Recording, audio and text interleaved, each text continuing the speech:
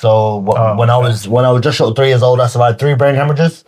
Oh. So this was because of a blood vessel malformation in my brain.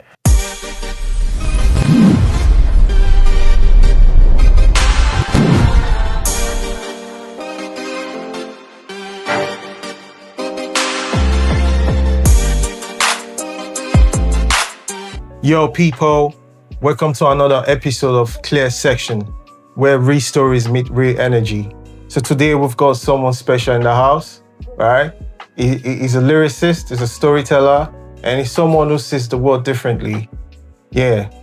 So, Politik-O, I got that right. Hey, you got it that time, my G. Welcome to Clear Section. Your coast is clear, bro. Thank you very much, my man. Yeah, it's good to have you. So, we're just gonna start right away, okay? Let's go.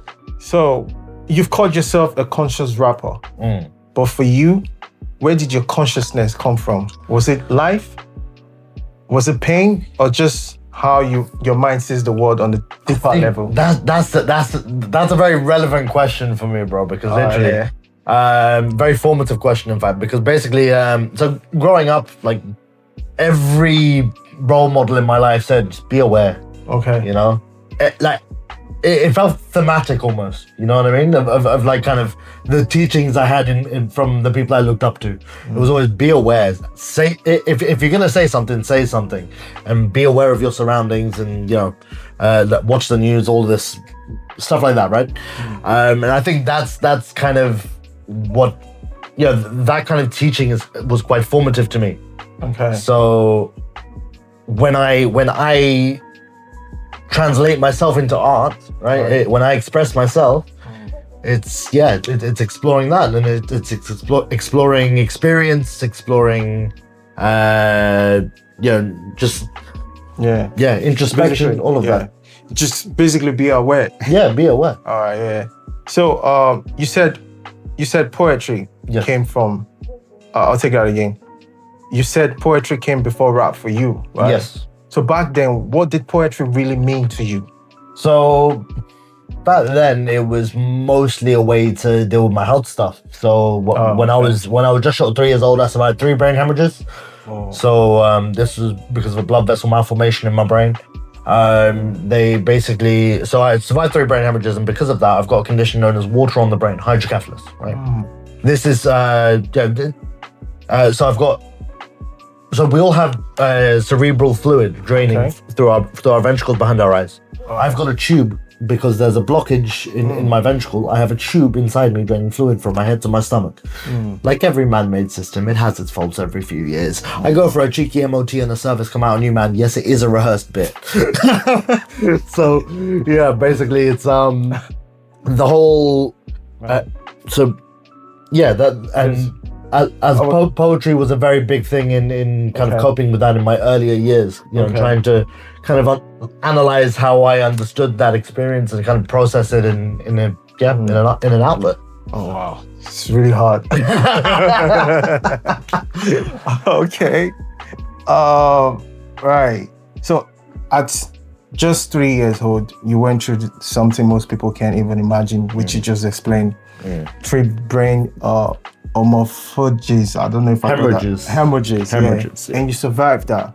So do you feel like that experience gave you a different relationship with life? Absolutely. With purpose, is that why you got into creating? Or I mean, I think creating was a byproduct of that, right? So through those experiences, that kind of contemplation of mortality at a very young age, right? Yeah. And having that as a present thought. A lot of people don't even think about those kinds of experiences at that age, right? Yeah. I think that obviously gave me an appreciation for time and space and the value of time and space, and basically that made me want to. Well, I found a love for creating art, and I filled time and space with making art. Right. It must be really, I don't know, like, I'm trying to imagine the situation and put myself in your position. I don't know if I could survive all that. Mentally, emotionally, and, so I'm wondering, like, how did you get out of that space, and knowing the fact that you went through all of this as a child And how were you able to get out of it, like becoming who you are today? I don't think it was part of getting out of it. I think it was, being in it is the way to get out of it. Not even get out of it, because I don't feel like there was anything to get out of. Yeah, I mean, like when I mean out of it, in the sense of knowing you have these conditions, right, and you're still able to do what you're doing today and still stay motivated. Yeah, so like, how are you able to do that? I think without feeling down, or I think the whole thing is, if you've had hardship, right, you want to do it. You feel motivated to do other things because life is short. Yeah, you know what I mean. May as well do something with it. Yeah, I think that's my answer to that, I guess. Okay, so when you write now, whether it's love, pain, or social issues, do you feel like you're speaking more to yourself or speaking to the world? I think a bit of both. Like, I'm trying to process, like we all are, trying to process the experiences within our zeitgeist of the time, right? But also at the same time, like, so in my early years of being politically conscious and relating that to music and stuff, I listened to a lot of music that informed a lot of the kind of beliefs that I was developing, right? Okay. Yeah. So if you think about like Low Key, Akala, people like that, K Tempest, these people are very, very political in their art. Okay. And I feel like that was kind of learned through that in a way. Okay. That sounds great. So this question goes like this. I know you've got something going on for the community, and you talk about community and connections a lot. So I want to ask you this. What do you think your story offers to people who are still fighting their own battles? I think it offers them someone to relate to, I suppose. Okay. Just seeing a positive kind of action post-struggle. Okay. And seeing that representation, And I do want to be a voice for people who have health conditions, right? Yeah. I do want people to feel like they see me, someone who has, yes, an invisible disability, but it's a disability in and of itself, right? Yeah. So my right-hand side's even partially paralyzed from the brain surgery. Not entirely, but like fine motor skill, gone. So to be able to see that in an artist, and not feel like, some people might think, okay, because I have a condition, this hinders me. It doesn't have to. Okay. Obviously within reason, there are things that everyone can do something. Okay. What that thing is up to them, but everyone can do something. Okay. All right. So this one goes like this. Before we wrap up,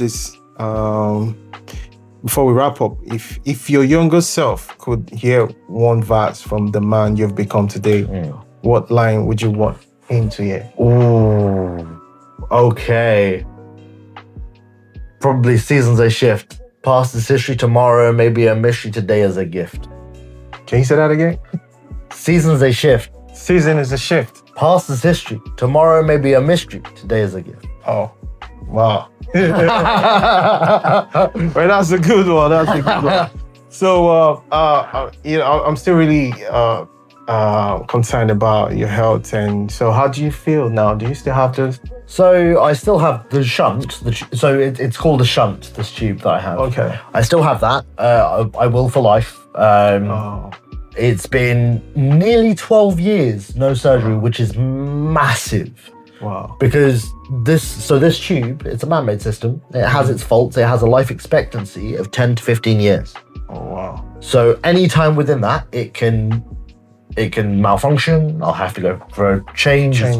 But at the same time, bro, like when you've dealt with that from 3 years old, it doesn't, it's not even that, Yeah. It's literally just another thing that I do. I'm not gonna lie, there have been instances where it's been tough. Okay. But those are not those are the minority of moments. Okay. You know? Okay. Wow, let me take a deep breath.